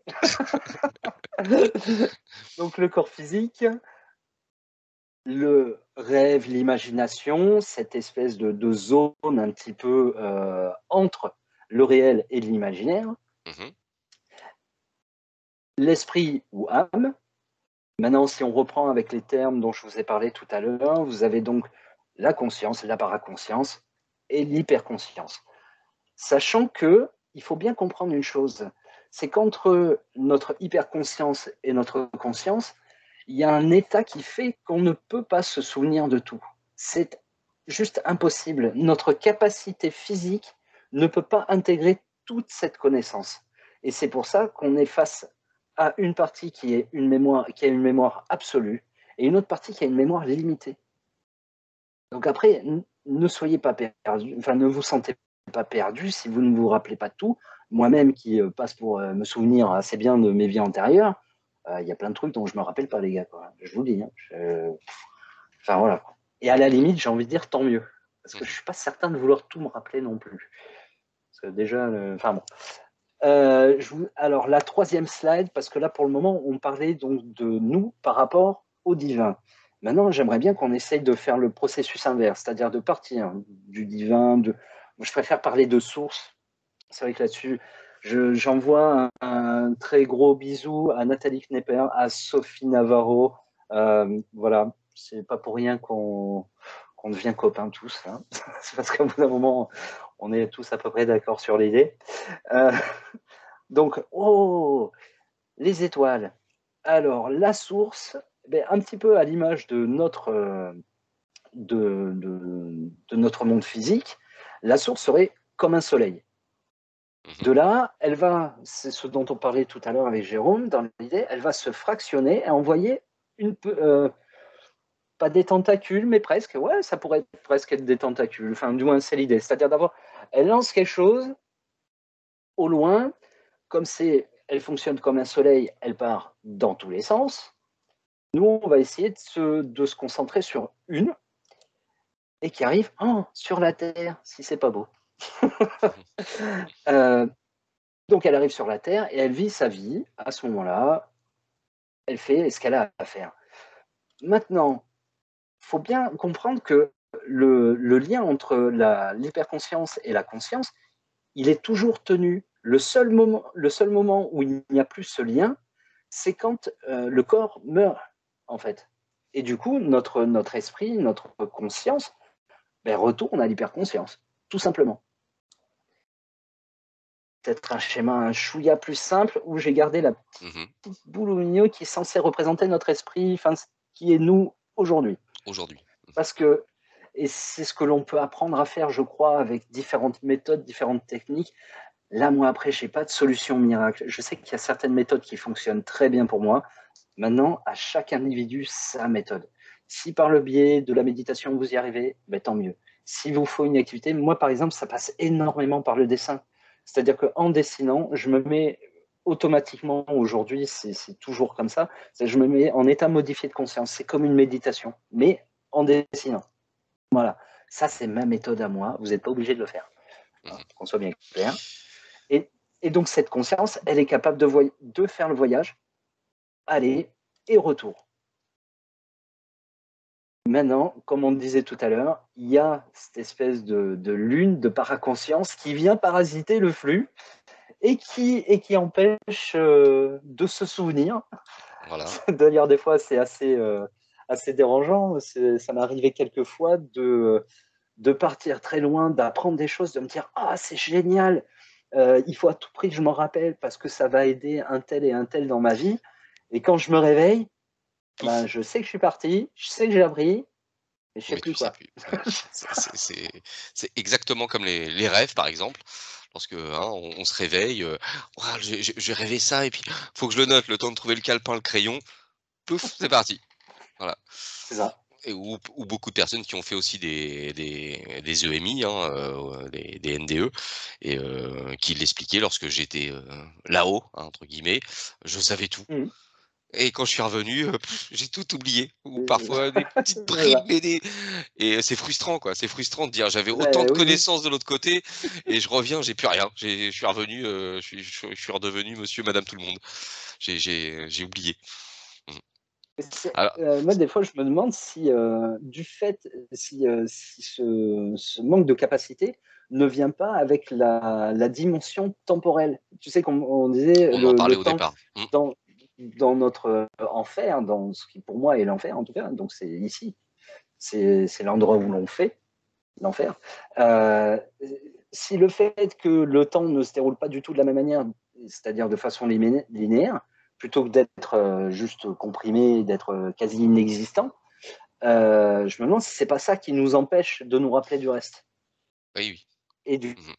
du coup, enfin voilà, Mmh. Non, petite non, théorie personnelle. intéressant comme réflexion, c'est vrai, c'est vrai. Et tout à l'heure, tu l'évoquais, il y a Pascal Lafargue aussi, qui fait un travail remarquable. Elle mène des enquêtes, elle remonte, dans les vies antérieures des personnes. Je vous Exactement. invite à voir, elle a fait beaucoup de vidéos, je l'ai vue en conférence, au mois de mars, à Cachan, et et il y a des fois, elle a des témoignages qui sont très troublants. Un des derniers qu'elle a partagé sur BTLV, elle expliquait, une personne était venue la voir et lui avait demandé en fait, elle savait ce que faisait Pascal Lafargue, de l'aider à remonter dans une vie antérieure, parce que pour elle, c'était une question de vie ou de mort. Mmh. Et en fait, Pascal Lafargue a fait son enquête. Elle s'est rendue compte que cette personne-là, dans une vie, antérieure, en fait, était une sœur, et à l'âge de 26 ans, elle est décédée, et la personne qui était venue lui faire cette requête avait 26 ans, justement. Et en fait, c'est pour ça qu'elle avait expliqué à Pascal Lafargue, c'est une question de vie ou de mort, parce qu'elle avait des Ouais, réminiscences de cette sa vie sensation, antérieure, ouais, de cette sensation qu'à 26 ans, je vais mourir, en fait. c'est ça. Tu vois? Et Ouais, ça ouais, ouais, et ça carrément. explique, mais ces choses expliquent, énormément de, par exemple, les personnes qui ont des dons, les personnes qui ont parfois des obsessions, il y en a, ils vont être passionnés par le Moyen Âge, le médiéval, ils vont se déguiser tous les week-ends, aller faire des combats d'un machin dans des châteaux, parce qu'ils sont passionnés par cette époque, sans vraiment savoir pourquoi. C'est une passion. Depuis tout petit, ils sont Ou des passionnés par fois, ça. des fois même pire, tu as des gens qui se retrouvent avec des handicaps physiques dus à ces mémoires-là. Oui. D'où tout le travail magnifique que fait mon amie Sophie Navarro, qui est donc élève de Nathalie Knepper, c'est pour ça que je parlais d'elle aussi tout à l'heure, sur c'est l'hypnose régressive. Régressive. Mhm. Et du coup, alors avec toutes leurs méthodes, ça, elles en parleront bien mieux que moi. Mais du coup, oui, il y a pas mal de témoignages qui sont véritablement troublants. Mhm. Parce que la personne n'a pas vécu ces traumatismes dans sa vie concrète, réelle. Enfin, de maintenant, je veux dire. Du coup, d'où ça vient, ce machin-là? Et que ça puisse aller jusqu'à faire un handicap à la personne. Ah, enfin, je veux Oui, dire, oui, je crois à comment on appelle ça, zut, j'ai oublié. Les maladies psychosomatiques. Mhm. J'y crois vraiment. Maintenant, de là à s'handicaper, machin, pour quelque chose qu'on n'a pas vécu, ça part un peu Oui. loin, là, les gars, non? Oui, non, mais c'est ce qu'on expliquait, cette mémoire karmique qui impacte le physique de l'avatar actuel, quoi. Et je sais que j'ai vu des témoignages là-dessus où même les médecins ne trouvaient aucune solution par rapport, à l'handicap de la personne. Ils avaient beau faire des examens dans tous les sens, ils trouvaient rien. Et en fait, voilà, en menant ces enquêtes, en faisant ces hypnoses régressives, revenir dans la vie antérieure de la personne, s'apercevoir qu'elle avait pris un obus derrière la tête ou je ne sais quoi, enfin j'invente, Ouais, mais ouais. ce qui expliquait ces migraines, constantes. Donc Oui, oui, pour moi, parti. c'est tous ces témoignages devraient être pris, très au sérieux, puisque ça ne vient que conforter, ce que je pense depuis longtemps de toute manière et ce qu'il faut se mettre dans la tête, c'est que, comme on l'explique depuis le début de l'émission, nous vivons plusieurs vies. C'est ça. Après, l'histoire de la temporalité, c'est un autre sujet très vaste, qui est extrêmement C'est difficile complicado. à aborder, hein, quand C'est nous on a ça. été formatés, avec cette horloge et ces 12 heures qui défilent, C'est ça. et qu'il y a des fois on aimerait bien arrêter. Alors s'imaginer autre chose, du temps, c'est compliqué. Mais voilà, il faut se mettre ça dans la tête, nous vivons plusieurs vies et il y a des fois, on peut trouver des réponses à, comme tu le dis, des handicaps ou même, parfois des problèmes psychologiques qui en fait viennent, d'une vie, je dirais Une parallèle ou de puisque c plusieurs, des fois. ou de plusieurs Et parfois, oui. notamment Sophie qui m'expliquait ça. Elle s'est retrouvée des fois avec des patients qui, en fait, avaient la même mauvaise habitude, dira-t-on, mauvaise habitude d'âme. Et à chaque fois, par exemple, une femme qui était une première vie, elle se faisait tabasser, elle s'est fait tabasser à mort par son époux. Deuxième vie, rebelote. Troisième vie, et elle, dans sa vie d'aujourd'hui, à chaque fois qu'elle était avec un mec, bim, le gars lui mettait sur le museau, quoi. Et du coup, enfin, Oui, c'est il y a quelque très, chose que très tu as pas particulier, compris, quoi. tu vas y retourner. Tu as toujours pas Ouais, compris? Bah, tu vas y ouais, retourner.